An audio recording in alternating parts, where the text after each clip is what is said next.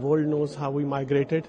The whole India knows how we migrated. So I've been settled here for a good 18 years now. And as we know why we are here, and the delegation, what they delivered today, the message, and this is what we have been delivering as well across the community since the operation began, and since the terrorist attack actually started. Because we know what we have suffered. We have been part of this terrorism, how we suffered. Early 90s, we migrated from our own towns, our own cities.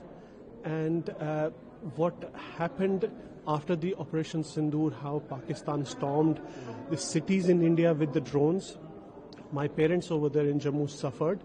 They had to stay covered because there were drones and there were missiles or whatever, they were falling across, literally 5 minutes away from our house, which is Shambhu Temple, where everyone saw on the social media how big the missile or the destruction was.